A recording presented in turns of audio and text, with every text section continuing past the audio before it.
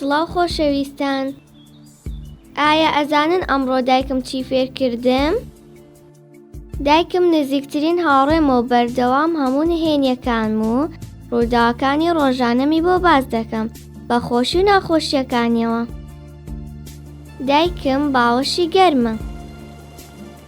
شەرم ناکەم کە هەموو شتێکی بۆ باس بکەم. باوکی بە نرخم خۆشی دەوێم و دەمپارێزێ.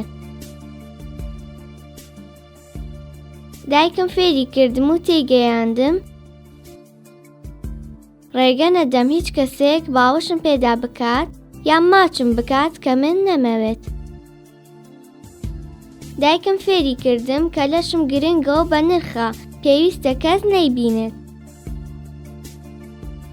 کەس نابێت داوای لابردنی جل و بەرگەکانم بکات.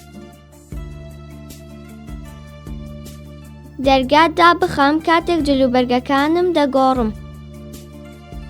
کەس نابێت دەست لە جێگە تایبەتیەکانی لەشم بدات. هەر کاتێک کەسێک ویستی باوەشم پێدا بکات یان ماچم بکات یان دەستم لێ بدات کە من نەمەوێت پێویستە پێی بڵێم لێم دوور بکەورەوە ڕێگەت پێ نادەم. بەپەلە ڕادەکەم بۆ لای دایکم یان باوکم یان توێژەری کۆمەڵایەتی و پێی دەڵێم کە چی ڕووی داوە. خۆشەویستانم لەبیرتان بێت لەگەڵ هیچ کەسێکی نەناس ناڕۆم ئەگەر شیرینیشم پێ بدات. ئەگەر پێشم بڵێت ئەچین بۆ لای دایە و بابا نایناسم ناڕۆم لەگەڵی. خوا بتان پارێزێ لە هەموو خراپەیە خۆشەویستان.